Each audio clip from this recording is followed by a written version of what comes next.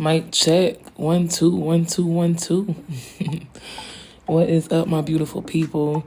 It's your girl Rosabelle, and welcome. For those of you who are new here, hit that subscribe button, the follow, the like, the share, wherever you see this, wherever you're listening to this. And welcome. Welcome to my mind. Welcome to my feelings. Welcome to my space. I'm in my element.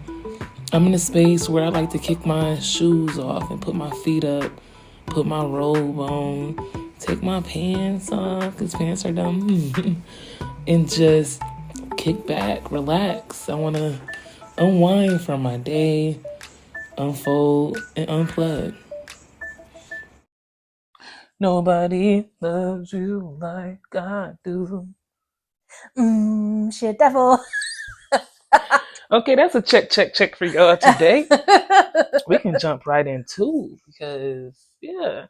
Happy Monday. Happy Monday. Welcome I back, think love. this is a Monday. Are you releasing this on a Monday? Well, we usually do Monday, but I guess we have been doing Thursday too this week, so whatever you dream of. Okay, Black History Month, whichever day this fall on. Happy Monday or happy Thursday or happy day. Because I actually don't know when you're going to be listening to this, but hopefully it's as soon as it releases. What's our topic today? Bad bosses. Bad bosses. Ooh, never heard about that one before. How do we do that? How does Bad bosses. Tell me about your bad bosses. You know, full disclosure, I haven't had that many bad bosses, but the ones that I have had were extra bad. I don't think that I've had a lot of bad bosses. I feel like I have people who shouldn't have been bosses. Okay. Maybe they should have been in a different role. Yeah, no. Or maybe they just weren't as emotionally intelligent as they could have been. I don't know what it was, but I definitely haven't had many bad bosses, but definitely some ones that I feel like should not be there. Yeah, let's make it clear. Like, just experience in a job field is not enough to make you a good boss. No, not at all. Because you can have all the experience in the world managing people, but if you're piss poor at connecting with your people, then it's not going to work out. Nah. Tell me about a bad boss you had. Oh, man. I say, We could leave names out, I think. Oh, I ain't saying no names. Don't worry. It's the place that I'm gonna say. I say Subway. Subway. I had a few bad bosses. Oh Lord. I've had many good ones. Oh yeah. But yeah. I definitely had a few that's like, who are you again? Yeah. You know what's so funny is one of my coworkers, her daughter is working at Subway right now. And she tells me about like stuff that goes wrong in the store, like how they deal with certain problems, and I'm like, yeah, it sounds like Subway to me. But she's like, that's not the right way to do it, and I'm like, no, nothing that Sounds they do like is exactly Subway to me. Right.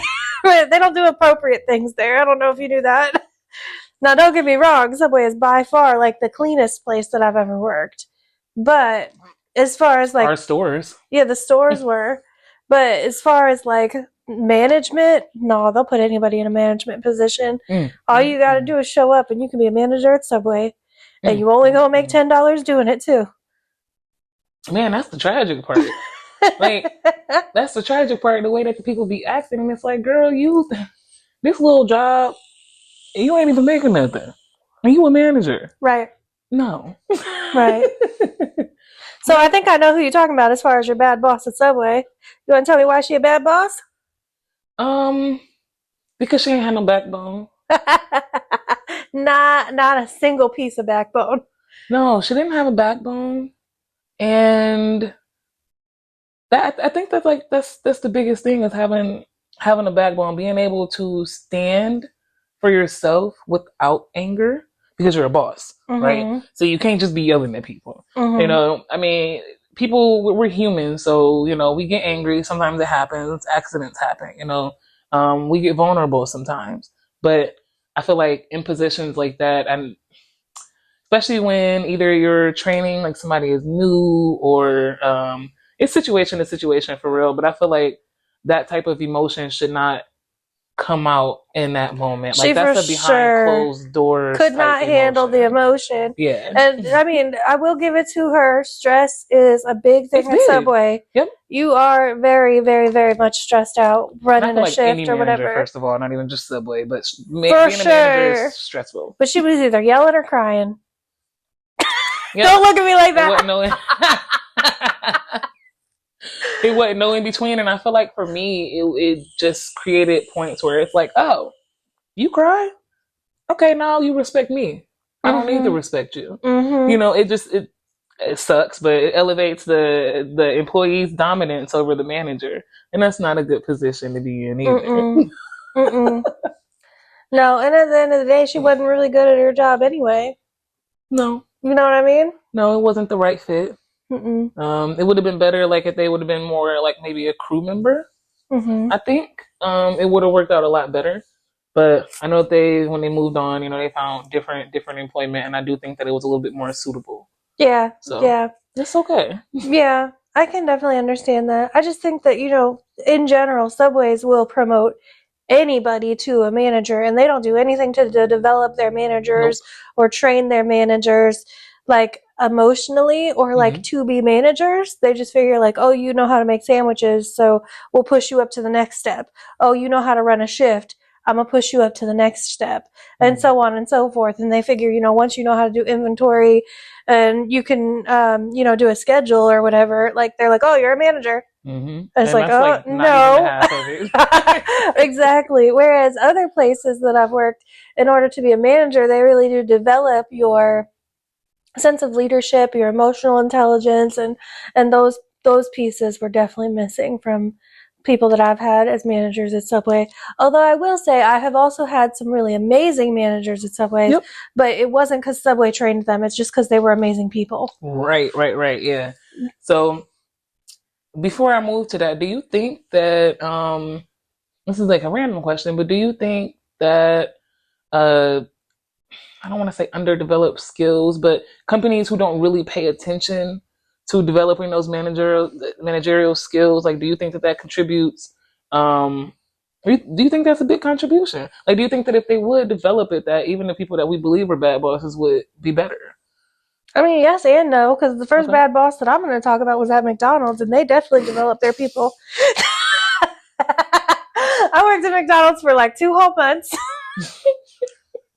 And let me tell you, coming straight from, I think I was at 8 years in at Subway, and I went straight into McDonald's for a couple months, and I was like, oh God, this is just not it.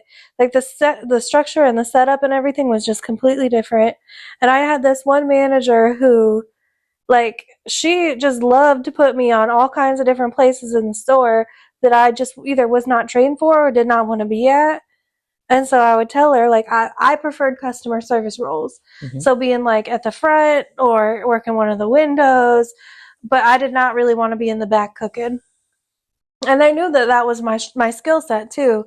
And I do remember this one time we were working, like, it was like 4th of July weekend or something like that. There was like fireworks going on outside. And our drive-through was wrapped all the way around the store and into the street. And I was working the front window, and my shift lead at the time was working the back window. And him and I broke records with how fast we got people in and out of that store. Well, the drive-through line. And ever since then, they were like, okay, well, we want her on front window pretty much all the time. And I was. But then this one time she was working, and she was our manager, and she put me on fries or something. I don't remember. She put me somewhere I didn't want to be. And the general manager of the store came in, and he was mad at her for putting me where I was, because I wasn't good at that position. I was pulling everybody down, and the person who was working the window wasn't good either. So just like together, it was just like bad, you know, it just wasn't good. So she got in trouble for it, for both me and the other person. Right, absolutely. And then I want to say it was like a day or two later, and I was sick of McDonald's anyway, because they do too much. They just do too much. I want to say it was like a couple of days later, she had called me. I had just left the store, and somebody had called off, and she's like, hey, can you come in and cover this shift? And I was like, it was for the window position. And I was like, yeah, I'll be right there. And then I just never worked at McDonald's again. Wait, you said, yeah, you'll be right there, and you didn't show? Nah. No. She did call me like an hour later, like, where you at? And I said, I'm on my way. No. Yeah. Man, she pissed me clean the fuck off because she was always mouthing off to me, talking about you're not in charge of the store, and you can't tell me where you're going to be working, and blah blah blah blah. And I was like, I'm not telling you where I'm going to be working. I'm telling you where I'm strong, where I'm good for your team. Right. And yeah. When the manager told her that, it broke the camel's back, so to speak. And she was a bitch to me for that whole day. And then so I just decided to return the favor. So did you ever shop at the McDonald's after that? No, I don't think so. Okay. No. Huh. No, I don't think I've ever been back to that McDonald's. Not because I don't want to go or anything, but I mean, that McDonald's is like 50 minutes away from here. I'm not driving to that McDonald's. Oh, okay, well that makes more sense. That's my favorite bad boss. Let's see. Have I had another bad boss? I'm trying to think about where the hell I've even worked. Worked at Subway for a while. Yeah. You had an interesting one at Goodyear. I wouldn't call him bad. I'd call him interesting. I think that was the first time that I ever dealt with. For one, I always been at jobs where I worked with mostly men, with the exception of Subway. Which that makes sense. It really was hardly any men at Subway. But mostly men where I worked at, and working in the shop and having this very strong personality manager when I'm a very strong personality female manager, or person, not manager, but it made it tough. Because I really wasn't used to the way maybe that they talked, that they spoke. And that definitely caused some conflict, because that caused some times where it was like, hey, I'm cussing back at you because you're not going to talk to me like that. In the end, actually, we ended up being able to have good conversations and actually understand each other a lot better. But it was in those heated moments anyway, because it was a build up. It wasn't just one day. But it was just like, why the hell are you talking to me like this? And then I'm working, I'm learning. Okay, I'm learning. I get it. It's stressful. It's a shop. But then things happen again, and I'm like, hold on. Maybe he don't know. Maybe he just don't know. But yeah, when we got into the most heated situation that we've been in, that really kind of changed our relationship, honestly, for the better, was definitely when we were busy. Doing some type of oil change or something. Maybe I can't even really specifically remember. Honestly, that was like 7-8 years ago now. It's crazy. But I can't even like specifically remember the situation. But it has something to do with some car maintenance, and it could have been possible that I didn't do something in a certain order or write it down a certain way. It was something along those lines, and he was just very strong about it. And everybody else, they used to just go on about their business, but me, I'm like, who the fuck is you talking to? And I know you ain't talking to me. Like, you can just talk to me like a regular person, right? Like, and that was definitely a very pivotal part in our relationship. And he also had to be talked to. And we actually talked to each other as a group in the whole, because that had made it to like the store manager and everything, not just the shop manager. So yeah, we had to talk in a group as a whole. But it definitely changed the way that he talk to people, made him kind of think about it. Hold on, let me step back, because it's too much, because he really honestly just didn't know. He didn't. So that was definitely, I'm surprised you remember that. That was an interesting experience for myself. I wouldn't say that he was a bad boss, but I think that kind of showcases some of the things with people too. Is like, bosses need to know how to speak with people. You can be a strong personality boss, that's okay, but you can't come off strong to everybody. Like, you sometimes got to take a step back and really be emotionally intelligent and see how this could be perceived, or read the room. I'm a girl. Yeah, I'm working in a shop. Yeah, I might have on some baggy pants, but I'm a female. You got to come correct. I don't think it has shit to do with being a female. You need to come correct to anybody that you're talking to. That's true. Period. That's true. I feel like, some men may not care so much or even make comment about it, but at the end of the day, you need to treat people like humans. Period. And that is what it is. I agree. I would like to tell you about my boss at Fastenal. I remember you worked there. You was busting your ass. I was busting my ass at Fastenal. You would leave one job, go to the other. Yes. Leave that job, go to the other. I'm like, man. At that time, I was working at Subway. I would work 6 to 3 at Subway, and then I'd work 3:30 to 9 at Fastenal every single day. I had 2 days off a week at Subway and 2 days off a week at Fastenal, but never did they coincide, so I never had a full day off anywhere. Yeah, I was working my ass off. I did that for probably like 6 months. It didn't last very long, but let me tell you, it was so strange coming from, working in food to working with parts. And it was kind of nice because, Subway's very like a socially job, like you need to socialize with the customers. You got to have your customer service voice on, like, hi, welcome to Subway. How can I help you? And I can go to Fastenal and I can be like, bitch, what do you want? And it can be very different, right? So I used to work in the section with like irregular sized parts. So parts that you wouldn't necessarily put in like a box or a bin or whatever, because it was either fragile or it was like strangely sized, or, like a hammer. A hammer doesn't fit nicely into a box. No, it doesn't. You know what I mean? Or like if we had like things that if you scratched it, it would no longer work or something like that, fragile in that way. Oh, snap. Okay. So I was working with those parts. They'd have a little sticker on it. The thing would come down the conveyor belt. It would come to my area, right? And I'd scan the sticker, and then it would pop up on my little thing, and it'd say where the thing's going. And then I'd put it in these giant bins, and I'd scan that bin, and then it'd be like, okay, that's it, that's done, right? And once the bin was full, I would put it in the space where it's supposed to go. Period. It was easy. The thing is I would come in right at like 3:30, and nobody had been working this area of the factory for the entire day until I got there. So I would come into giant piles of stuff that needed scanned. On purpose? I don't know. And then I would scan all the things, right? And I'd get all my stuff done in the first like hour or so, and then I'd be waiting for the conveyor belt to bring me more stuff. And so I would, go to the bathroom or go get some chips or, whatever, because I'm waiting for my stuff to pile back up. And my boss, his office was right there next to like the employee break room, and he would come out all the time and he'd be like, how many times have you gone to the bathroom today? How many times have you come to get chips today? And oh yeah, it was all that. He's like, how many scans do you have?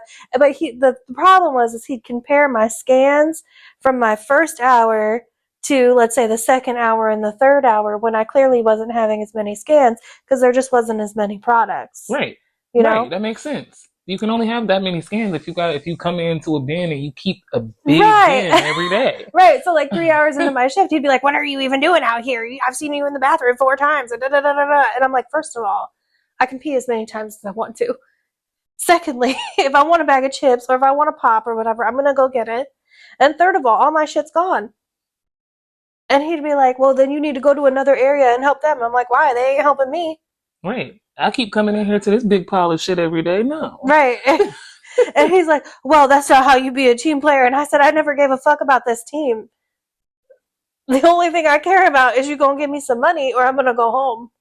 I ain't working. I mean, how many hours a day was I working? Well, that's 12, 13, 14, 15 hours a day? I ain't doing it to make friends, honey.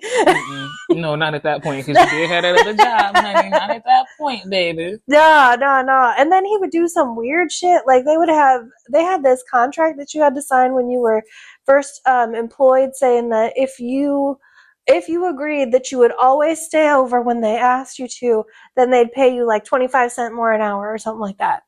I did not sign that paper. Always stay, how much over? Until they were done.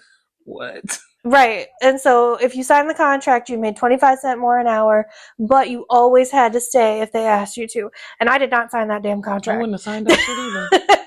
However, it was some people that I worked with who did sign the contract who were children, right? Like 15, 16, 17-year-old children. Then they should have never even been allowed to sign that contract. That's what I said. First of all, you can't sign that contract legally. I said, and secondly, they're not allowed to work past, it was 9 p.m. when I was working at Subway, but I think it's 10 p.m. now.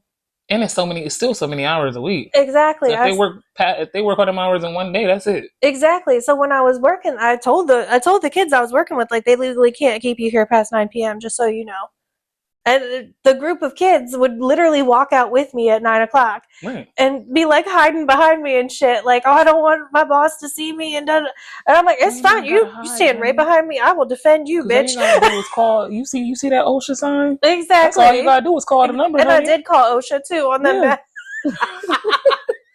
Hello, child labor. Man, I felt bad though because this boss, he was a friend. He was the older brother of one of my friends, and so I don't think he took well to that, and I'm pretty sure his little brother heard all about it. But you know what? And the one day he came out talking about all vague. I had just come out of the bathroom, and he's like, I'm noticing an increase in people going to the bathroom in the middle of the day shift. If you need to go to the bathroom, you need to wait until your 15-minute break.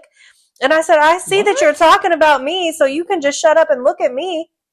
And he was like, I'm not talking about you, Samantha. And I said, I didn't really ask you. I said, and it's not any of your business, but I'm on my period, so if you want, I can just bleed on the floor. And he did not like that. He was like, I need to talk to you in my office. And I was like, for what? That's exactly what I said. I was like, I don't have anything to say to you. I went back to my work. Man. This is what we're talking about with the emotional intelligence, though, right? It's like he did not know how to handle somebody who knew, like, the laws and the policies and that. And he was pissed off that I was taking his employees out at 9 o'clock at night. Hey, it's better than having a hefty fee because that really is a hefty fine. If you're not they following still got labor laws, for sure. And you know what? When I was leaving Fastenal, they had built this machine that replaced me. Good. Right.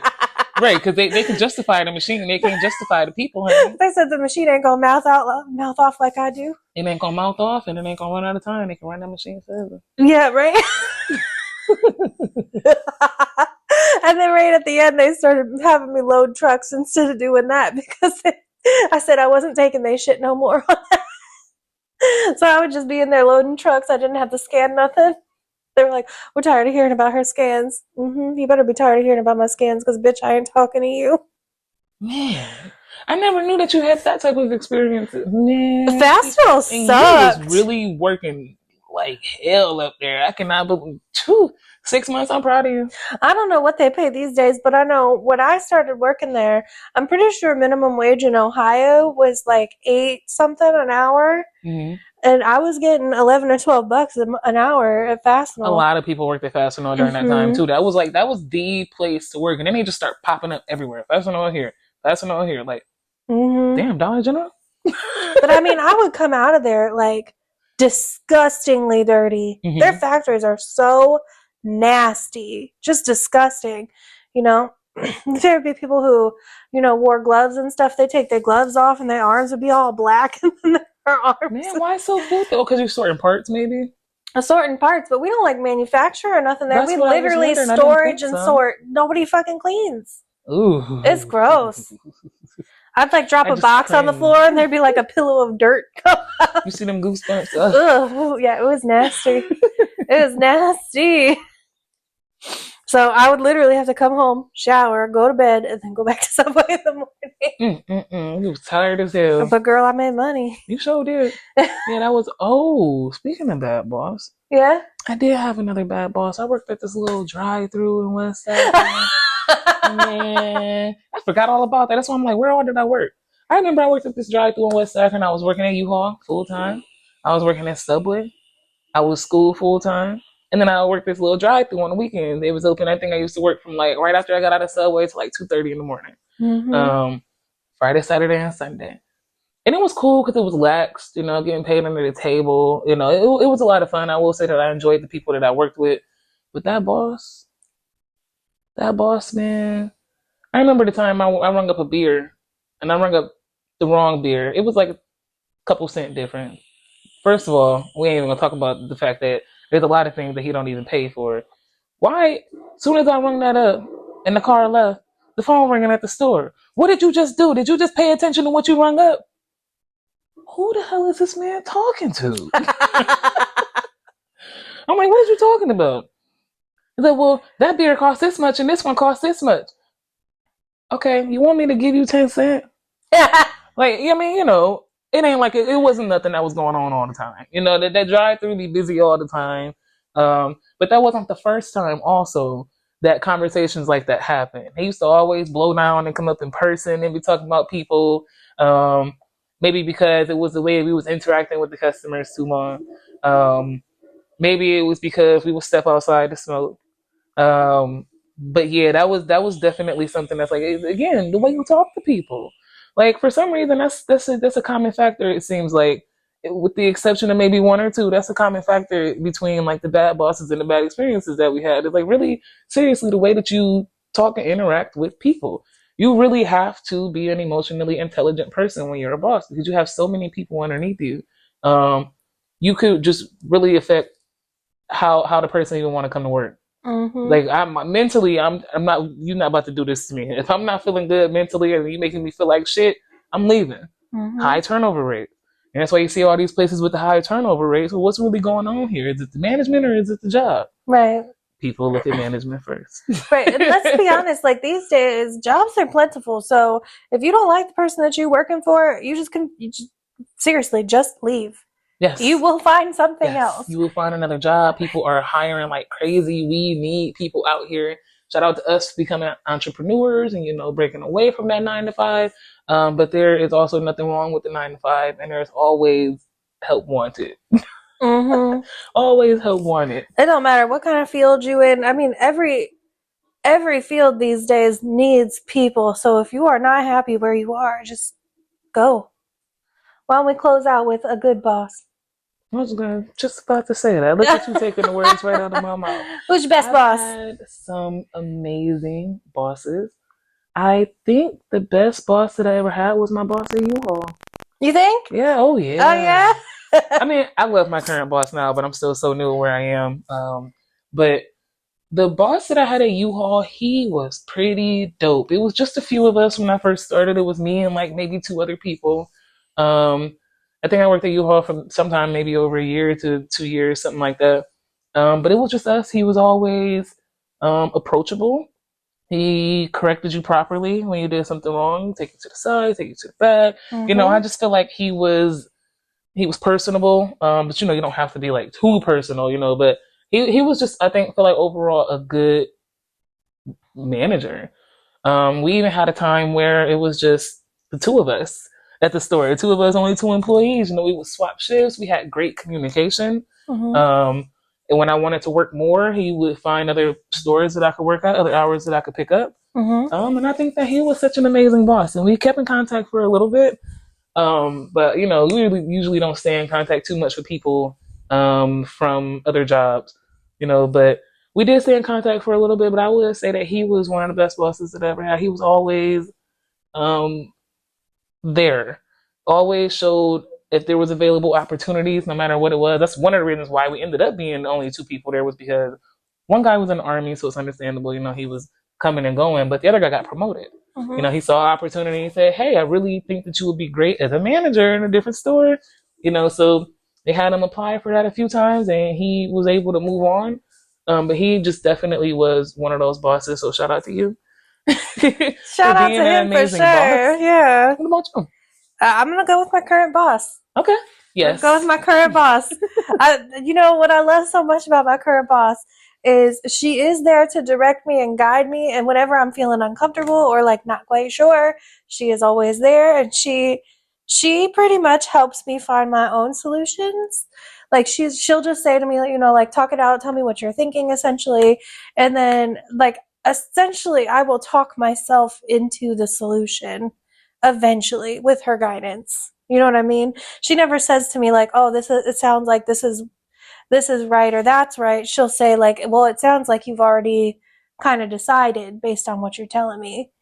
And so that way. But she also pushes me outside of my comfort zone just enough and really helps me to, I don't want to say come up with my own ideas, but she allows me to explore my own ideas.